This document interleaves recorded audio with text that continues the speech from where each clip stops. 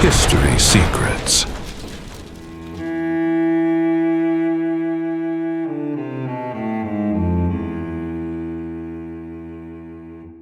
Throughout modern history, different empires have dominated the global stage. Some conquered territories through military force. Others exercised influence through trade. But few systems were as complex as the model that emerged from British power. At the height of the British Empire, three fundamental elements sustained its influence. First, the financial system. Institutions such as the Bank of England helped build a global network of credit and trade. The second element was what is called soft power, cultural influence, the English language, educational systems, and cultural values that spread across the world. The third element was naval power. The British Navy ensured secure trade routes and allowed the empire to connect entire continents. Over time, the British territorial empire disappeared. Colonies became independent nations.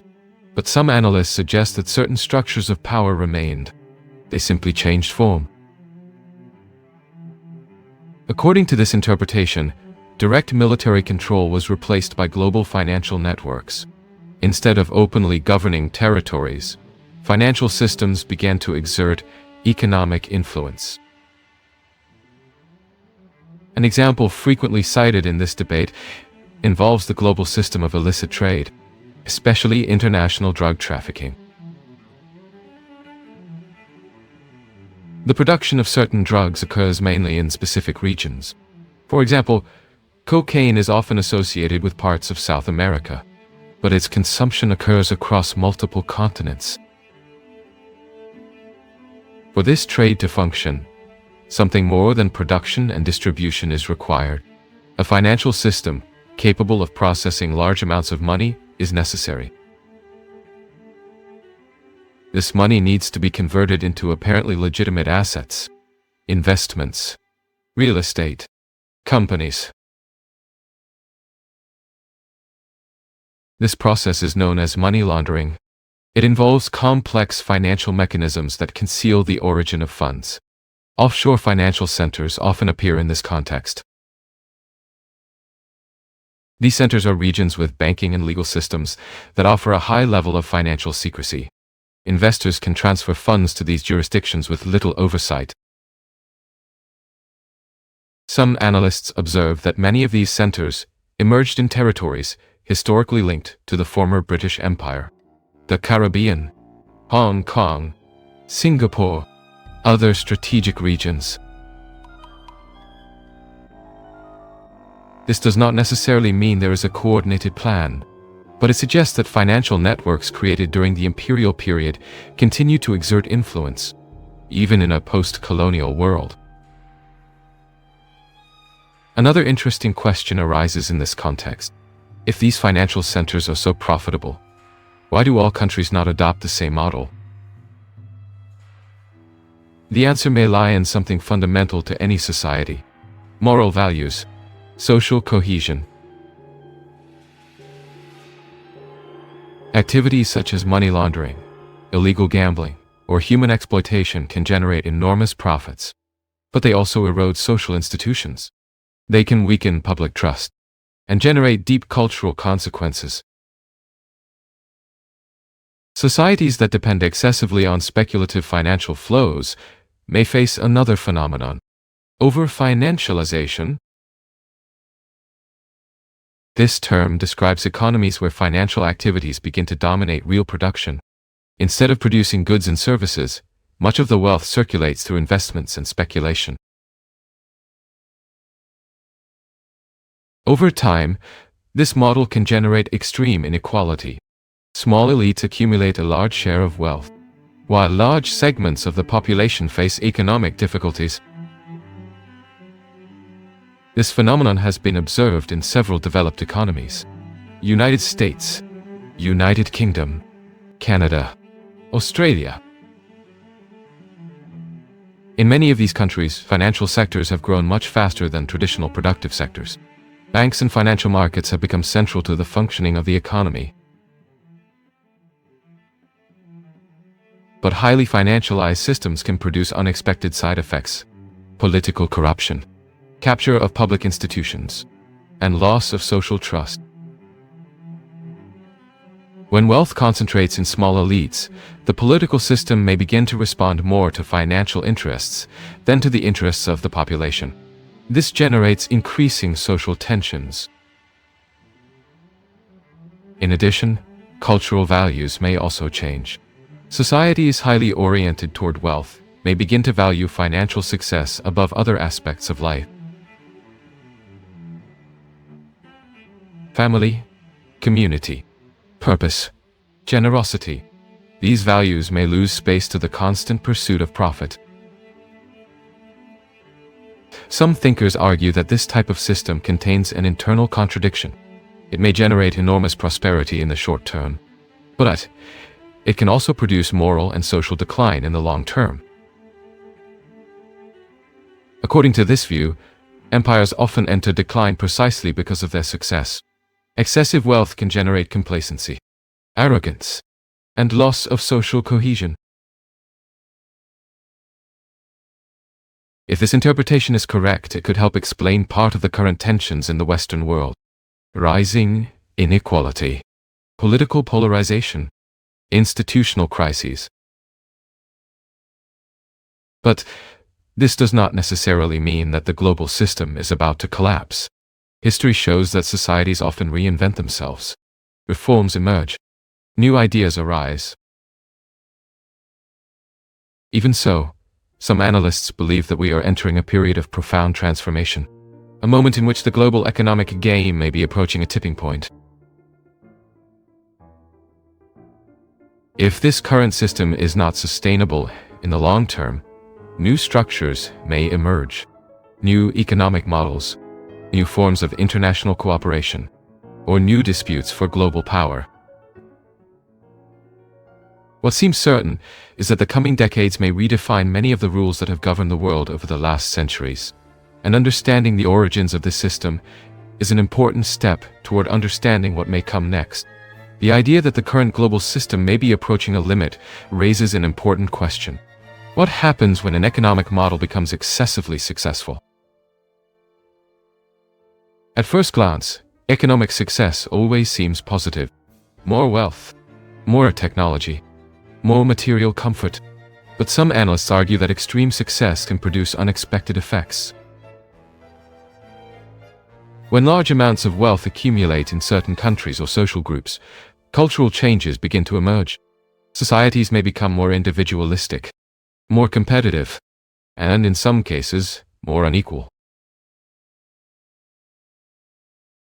This phenomenon can be observed in several developed economies. For decades, economic growth generated enormous prosperity, but it also produced concentration of wealth. Small financial elites began to control increasingly large amounts of capital, while many ordinary people face rising living costs, housing, education, healthcare. When these inequalities become too large, the political system may begin to lose legitimacy. Citizens begin to feel that their institutions no longer represent their interests. This process can generate social frustration, radical political movements, and intense ideological conflicts. Some analysts describe this moment as a period of systemic transition, a moment in which the existing model begins to show signs of wear, and new structures begin to emerge. But there is another aspect to this analysis, a more psychological aspect. Why do people continue to pursue wealth even when they know it does not guarantee happiness?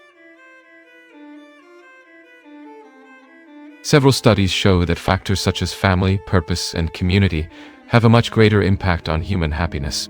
People with strong social relationships tend to live more satisfying lives. Even so, modern societies often value financial success above almost everything else. Billionaire entrepreneurs become idolized public figures, while poverty is often associated with personal failure. This dynamic creates a kind of social game. a system of incentives that pushes individuals to constantly compete for wealth and status. In this game, those who refuse to compete risk being marginalized.